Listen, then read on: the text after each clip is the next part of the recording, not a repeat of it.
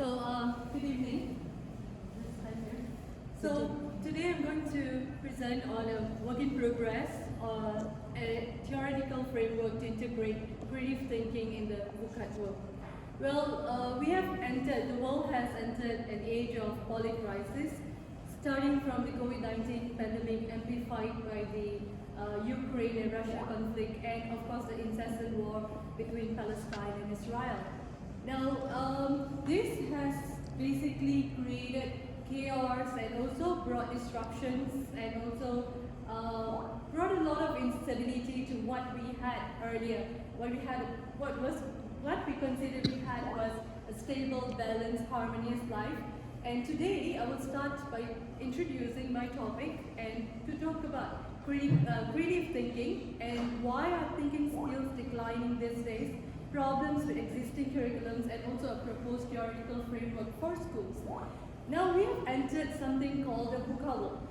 Now VUCA world the term VUCA world is not something new. It is a state of turbulence and unpredictability which was coined by the US Army War College in late 1990s. Now this term is a military-derived acronym to describe a multipolar new world order after the end of the Cold War era.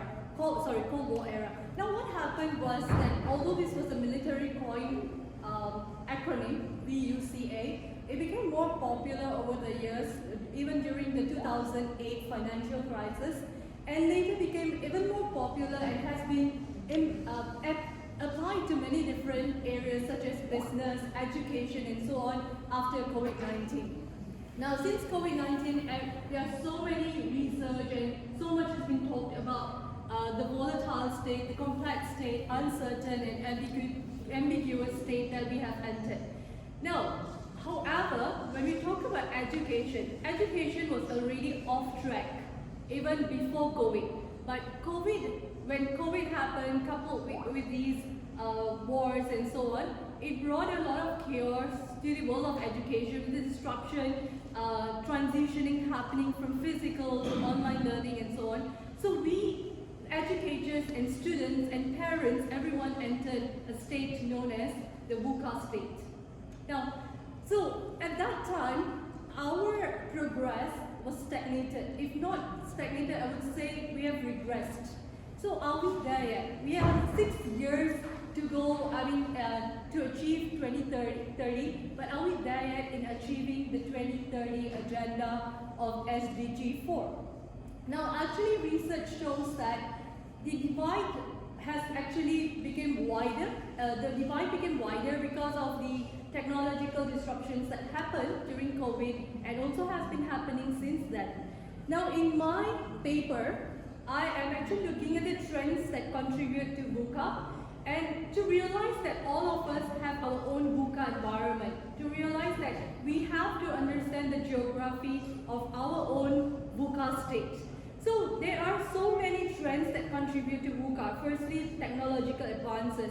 Now we are going through a cyber storm, AI storm, and so on. So a lot of things have changed in the world of education, the landscape of education, where we have so many different education technologies, from blended learning to flipped learning to hybrid learning and high flex learning and so on. Then of course there are economic and financial issues. With COVID and wars happening together, we are going through a state of inflation and also global economic crisis, and of course environmental and societal concerns, geopolitical regulations, security concerns, workforce dynamics, and these all trends actually takes away the peace that we enjoyed for many, many years. Now, I am proposing another D to be added to the VUCAD. So it brings it to VUCAD, an acronym. So volatile stands for any frequent and rapid changes that happen. Now, a lot of frequent and rapid changes have been happening in the past few years. Uncertain. We are not certain about what's going to happen in future. What is going to happen by 2030? Are we going to achieve the SDGs? Complex. We have a lot of different issues, factors that are intertwined, and they are creating a state of complexity, ambiguous, where we lack clarity and we have difficulty understanding what's happening. And I think technology should be added to show that we are also going through a very disruptive world, a disruptive environment, where a lot of things are being altered. A lot of things, you see how education used to operate before COVID. We had traditional chalk and board methods in class, but since COVID, the education landscape has gone through many disruptive changes, which are good and which are also bad. In certain ways, because it has created a lot of gap, a lot of students have dropped out and so on. So we are in an environment that should be termed as VUCAD. So in my study, I'm actually saying how to achieve the SDG, we have to actually close this gap. And the target 4.7 under SDG 4 says that by 2030, all learners should acquire knowledge and skills needed to promote sustainable development, including goals for sustainable lifestyles, human rights, gender equality, promotion of a culture of peace and non-violence, global citizenship, and appreciation of cultural diversity and of culture's contribution to sustainable development. Now, for many, many years, we have talked about critical thinking being one of the most important skills that children or youth should have so that they can go into the workforce prepared for what that is to come. But in my study, I'm actually looking at the decline in thinking skills overall. Not really zooming into critical thinking, but all the thinking skills, critical thinking, analytical thinking, divergent thinking, and so on. So while there's a significant sense of optimism around the power of thinking to help us make better decisions, research shows that there is a significant thinking gap among younger workers, especially the Gen Zs. Now, just 34% out of 5,700 respondents reported that they spend all or most of their thinking time in clear, deep, and productive thinking. So this is quite an alarming statistics that people are not thinking deeply anymore. So what actually contributes to the decline in these thinking skills is that it could be lack of information, or it could be a lot of information. Now, there are a lot of studies that are basically debating between what actually is causing a decline in thinking skills these days. Now, too much information, I'd say that we have plenty of resources to look at these days. Now, we have a lot of basically AI, and you can Google for answers. You can even get answers, read sources on Facebook and other social media, Twitter, and so on.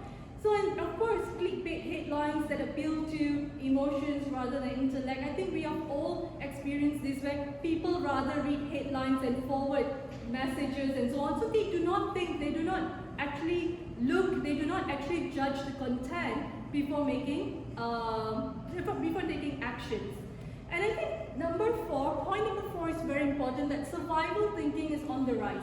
Now, there's two types of thinking: learning thinking and survival thinking. Now, survival thinking is where we take it as it is. We do not actually think deeply about something. Now, 80% of people are experiencing sustained challenges and hardships because they are not enjoying the mental peace that they used to have. So they are so overwhelmed with so much information that they take things as it is. So they are not engaging in learning thinking, or where they actually think deeply about a certain thing and make decisions based on that. And of course, point number 5 is technology clutter. With a lot of technology and a lot of innovations that have taken place in the recent years, we tend to rely on a lot of this to give us the information that we need, rather than thinking about new things.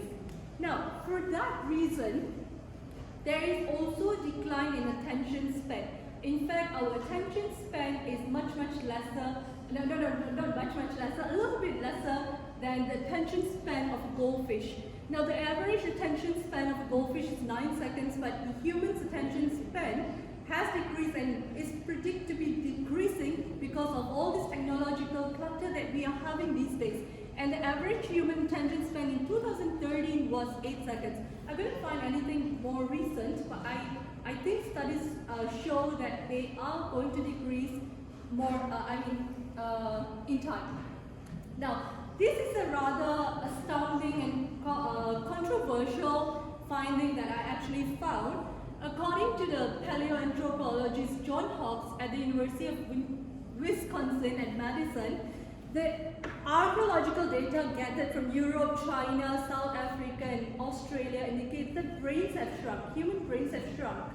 And according to them, that rather than, what opposed to the hunter-gatherer lifestyles that used to have in prehistoric days, we can now rely on other people for more things and specialize our behavior to a greater extent and maybe not use our brains as much. So we tend to become very dependent on technology, dependent on AI tools, dependent on people, rather than think about something on our own.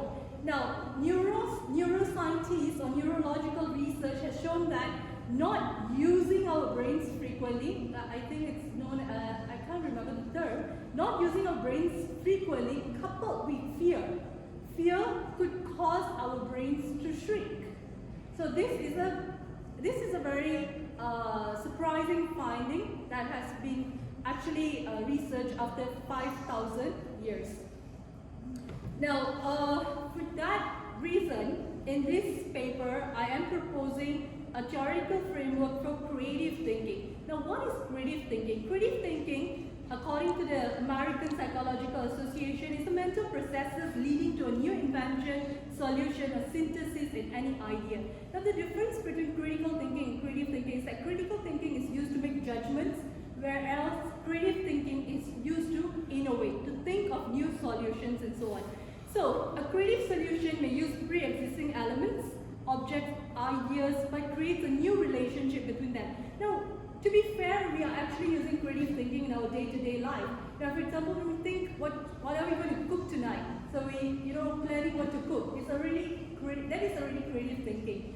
Or perhaps when I was preparing my topic or preparing what to put in my slides, when I organize my slides, I'm actually using creative thinking on what goes first, what goes later, and so on. Or at work, if you're putting things on an agenda for a meeting, that's already creative thinking. When you're actually using existing objects and creating something new. Could be new machines, new ideas, scientific theories, or even artistic works.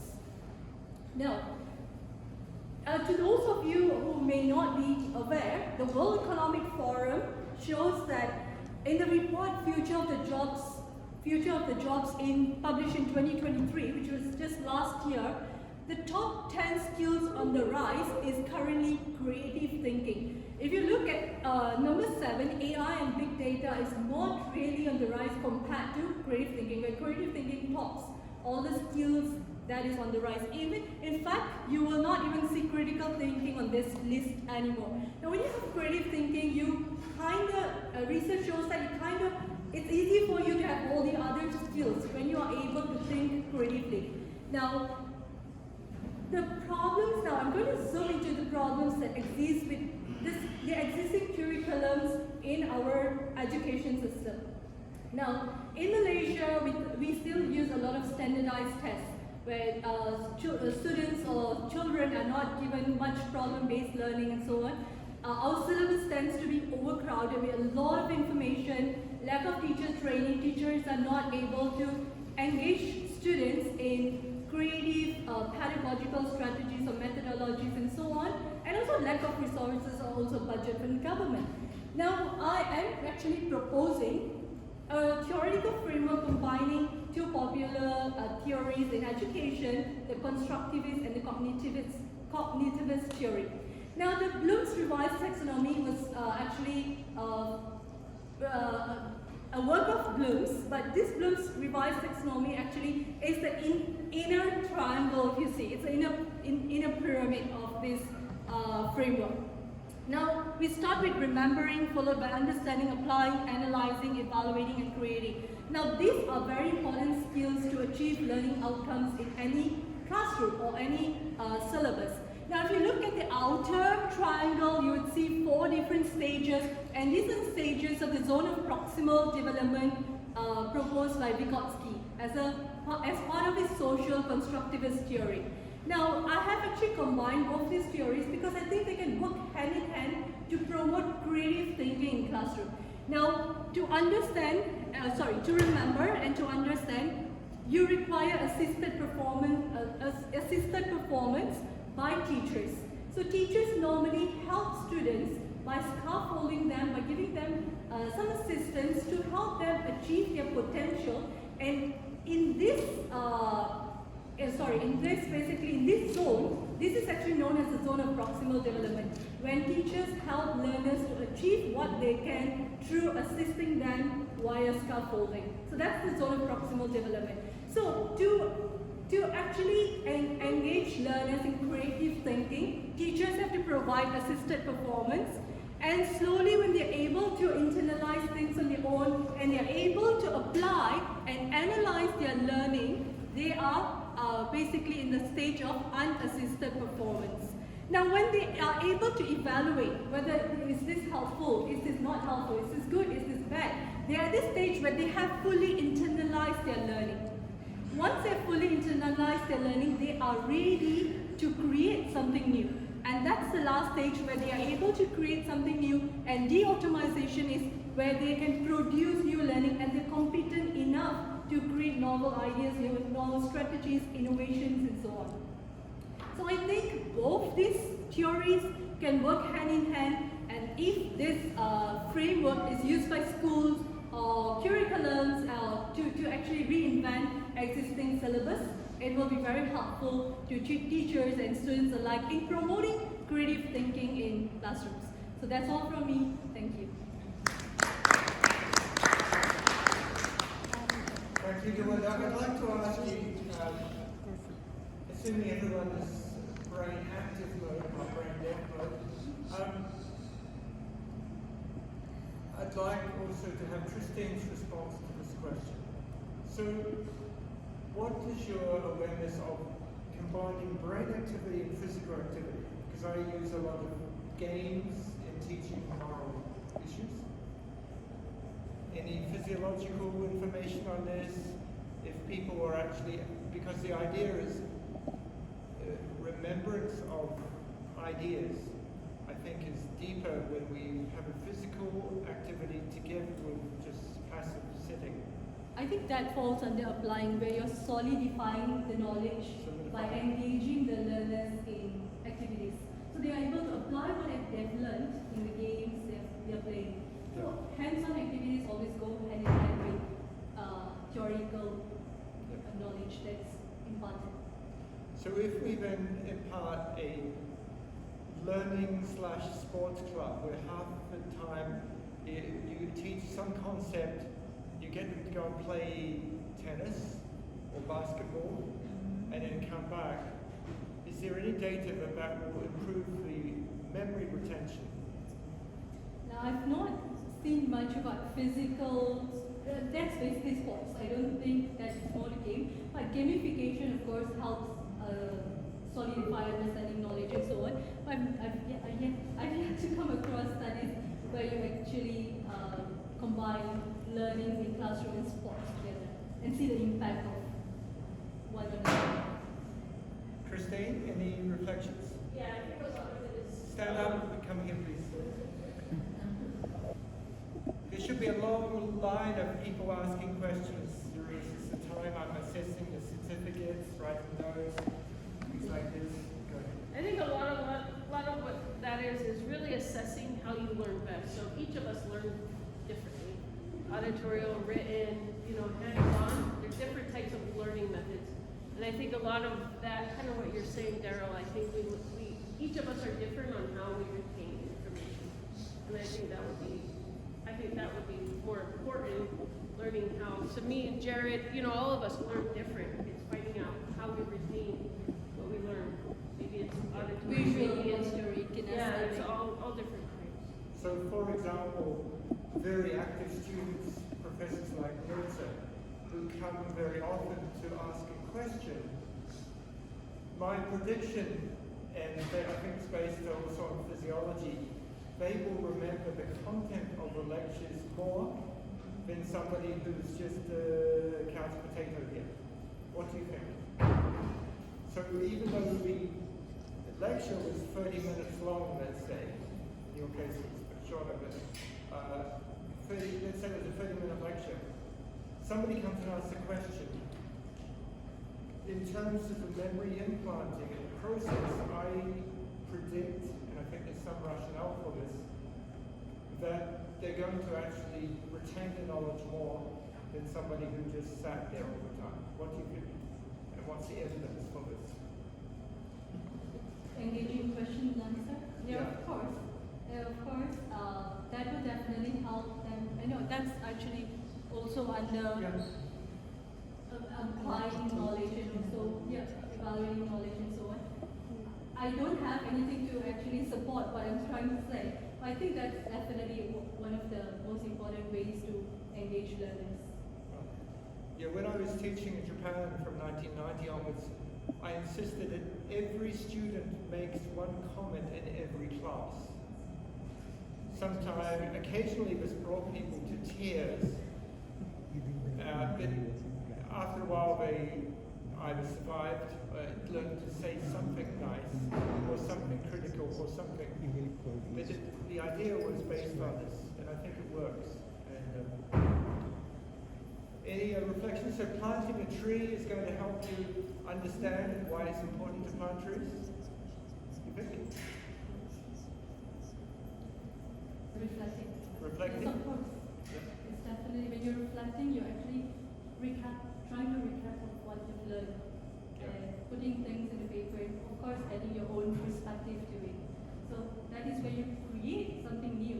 Reflection is basically an act of putting things that you've learned and adding your own perspective, adding your voice to it. So I guess that's a very good way to create To something. create. It's also interesting, let's say, religious scriptures. So I'm sure Nabi has memorized the Quran and a few other scriptures. Okay. Summa has your knowledge of the VUCAD Gita memorized. So the practice of religious liturgies, of doing it in service, in fact, I need to put up a Buddhist sutra we have, somebody gave me, I forgot. Kimiko gave it to us on Saturday, and we forgot to put it up. But the chanting and remembrance of these is interesting because I think it is a physical activity of vocalization. And it's interesting, it's a vocalization because it's vocalization or because it's movement. What do you think? You mean when you're continuously... Let's say I'm reciting a sutra or a mantra. Is it the physical activity of speaking or singing more than just listening? I think it's more of a mental process. It's a cognition that's happening when you actually, it tends to become a repertoire in your brain. So it's more the cognition, I guess. I think you're trying to say that the connection between the physiology part of it, when you're climbing a tree or whether you're running, going on, you are engaged in sports or for any activity, what happens is when we are doing there will be physiological changes, and I think that there are connections with the nerves, even chanting mantras, the neurons are already getting connected with the brain, and it gives space for some activity in the brain, which means that there is more chances for creativity. Because you use your memory as well then at that point. Because for me personally, when I've engaged myself in prayers, Buddhist chanting, Christian. I was raised in a convent hostel, so I had gone to all the different religions. I have engaged myself, and I found that just something like chanting itself will give some space to the mind for us to be creative. It's an interesting word. Think about it, because you're memorizing mantras or prayers to chant, which is memorization. But what Summa is saying is you think this helps creativity because you memorize it? Not memorizing, it stimulates some space for creativity. Energy. Energy, yes. It's a vibration that you Yeah. get. Helps you create something. Because of the sound. Nilta, you have good vibrations. Come here. Do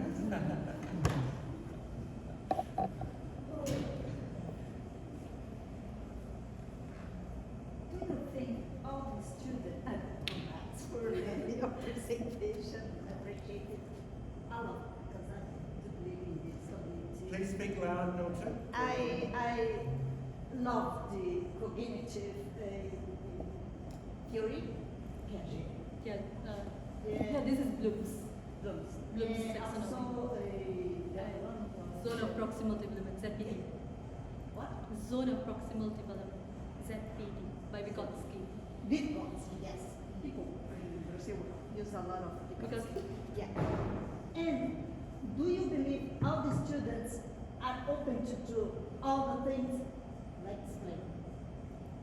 Some students make this first step and are not open Okay. to do the other steps. Right. So at the end, you cannot have a feedback to what you have tried to make them internalize. Right. So actually, the good thing about the revised Bloom's taxonomy is that though it looks hierarchical, the difference between the Bloom's revised taxonomy and the original taxonomy is that this may look hierarchical, but it's not hierarchical. Means you do not need to remember. Remembering is not a prerequisite for understanding. So some learners who are able to create directly, they can just move to analyzing and later to creating directly. So it depends on learner, it differs between learners. So some learners may need more help, that's where they get the assisted performance by an expert, and that's where they start from remembering, moving to understanding and so on. So it is not a hierarchical. So to answer your question, they could start anywhere and progress, or even start at creating and reach the automation stage. Yeah, some students do. Yeah, they do. Of course, the more proficient learners. Yeah, but some students are just aware of repeating things technically. Remembering. That's why I'm telling you. Are all the students open to do that? For me, not. For some reason, some students just want to understand how to repeat things technically and not to create. So you mean they don't want to move beyond Yeah. remembering? Yeah, of course, there are many learners who are not capable, or I would say they do not get enough assisted performance, enough of assistance by the experts to help them to move to this stage. So that's why this constructivism, basically this scaffolding, comes hand in hand to help learners to grow in this cognition. Great, thank you. I've already got observations.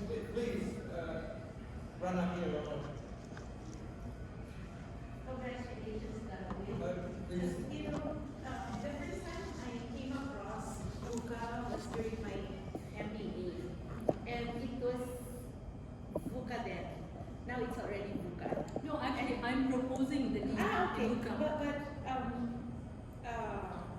browsing through, I saw that it's going to be the VUCAD, which will include diversity and as what you have said, disruption. Well, disruption is really a good thing right now, since especially the kids who are already very comfortable in their comfort zones, and even so there really is a need for disruption. So not only that, but in the ever-changing world that we are into right now, it's really needed. So good luck with your disrupting VUCA, because it's been there, it's very successful, and I hope that you can do best. Thank you. No questions asked. Thank you. Thank you. So my question is, so if the bottom level is assisted performance, can you be assisted in the other levels as well, or is that completely solitary to the individual?